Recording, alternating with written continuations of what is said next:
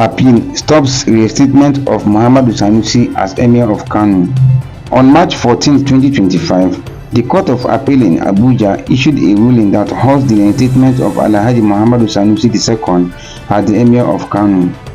This decision suspends the enforcement of the court's earlier judgment from January 10, 2025, which had upheld the Kano State government's repeal of the 2019 Emirates Council law and effectively reinstated Sanusi as Emir. The appellate court's recent order is a stay of execution, maintaining the status quo pending the Supreme Court's determination of an appeal on the matter. This means that all actions related to Sanusi's reinstatement are paused until the apex court delivers its verdict. This legal development is part of an ongoing dispute that began with Sanusi's removal as Emir in 2020. Subsequent legal battles have ensued over the legitimacy of his dethronement and potential reinstatement, leading to the current situation where the Supreme Court's forthcoming decision will be pivotal in resolving the matter. Budget presentation. Fubara faces fresh hurdle as Rivers Assembly adjourns indefinitely. The Rivers State House of Assembly has adjourned its sitting indefinitely, introducing a new obstacle to Governor Emir Fubara's efforts. This decision was made during a plenary session on Friday, March 14, 2025, presided over by Speaker Martins Amewule in Port Harcourt. Governor Fubara had previously sent a letter to the Assembly dated March 13, 2025, proposing to present the budget on March 19 or any other convenient date within the month. This proposal was in compliance with a recent Supreme Court judgment and followed an earlier attempt on March 12 when the governor was denied access to the Assembly complex for the budget presentation. The indefinite adjournment of the Assembly sittings cast uncertainty over the budget presentation, raising concerns about potential delays in the state financial operation. This development is seen as part of an ongoing political tussle between Governor Fubara and his predecessor Nyesom Wike, now the Minister of the Federal Capital Territory.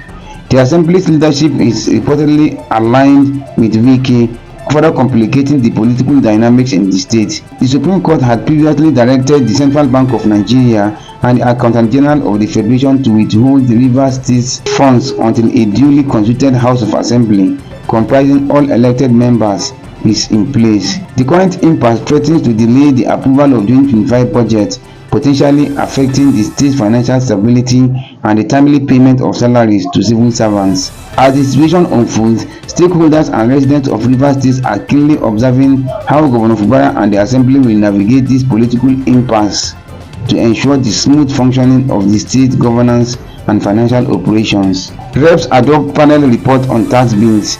The House of Representatives has adopted the report from its Finance Committee on 4 significant tax reform bills. 1. Nigerian Tax Bill. This bill consolidates various tax laws into a single framework, covering taxation of income, transactions and financial instruments. 2. Nigerian Tax Administration Bill aims to streamline tax administration processes to enhance efficiency and compliance. 3. Nigerian Revenue Service Establishment Bill proposes replacing the Federal Inland Revenue Service (FIRS) with Nigerian Revenue Service (NRS), which will be responsible for revenue assessment, collection and accountability across federal, state and local governments. 4.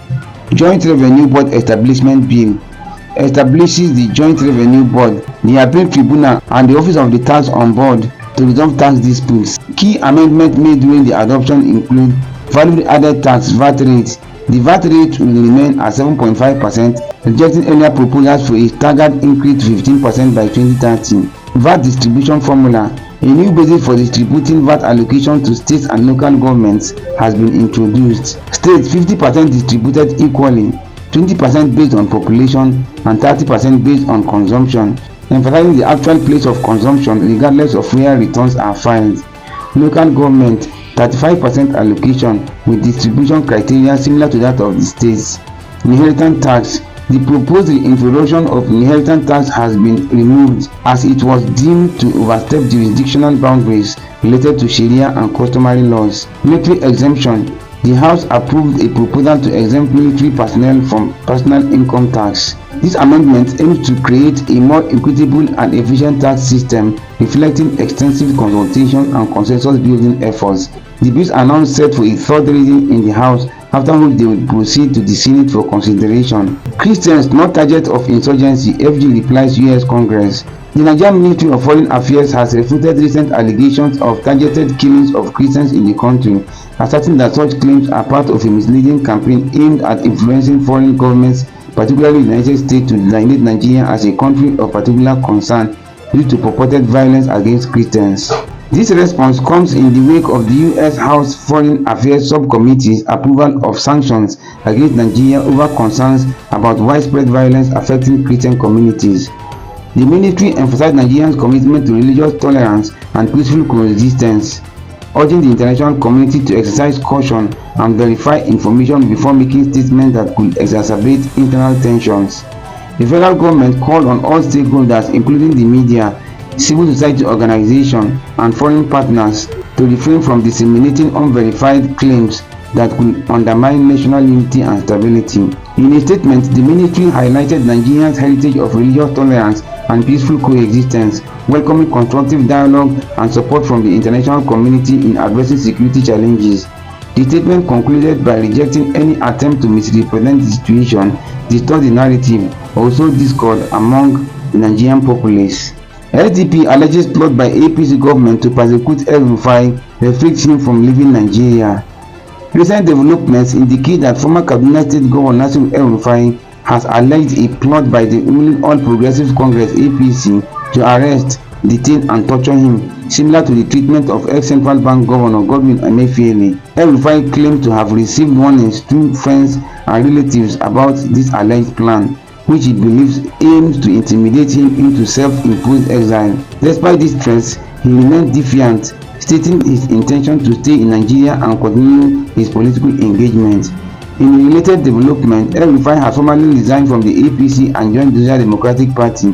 He has expressed intention to unite opposition forces against the APC, urging his supporters and Nigerians seeking political change to join the SDP as a platform for national transformation. These events highlight escalating political tensions and underscore El-rufai's commitment to active participation in Nigeria's political landscape, despite alleged threats and pressures. Nnamdi Kanu's trial to start afresh, March 21, identity of new judge revealed. Nnamdi Kanu, leader of the indigenous people of Biafra (IPOB), is scheduled to have his trial recommence on March 24, 2021 before Justice James Omotosho of the Federal High Court in Abuja. This development follows Justice Bintanyako's recusal from the case on September 24, 2024 after Kanu's legal team alleged bias. The Chief Judge of the Federal High Court subsequently reassigned the case to Justice Omotosho. Kanu's lead counsel Alo Ejimako has expressed readiness for the trial but noted that the legal team has yet to receive the specific charges to be addressed in court. He highlighted the pattern where charges are served shortly before hearings, limiting preparation time. The trial will commence anew, rendering previous proceedings null. Kanu is expected to be arraigned on charges that are yet to be disclosed to his defense team. Follow for more. March 14, 2025.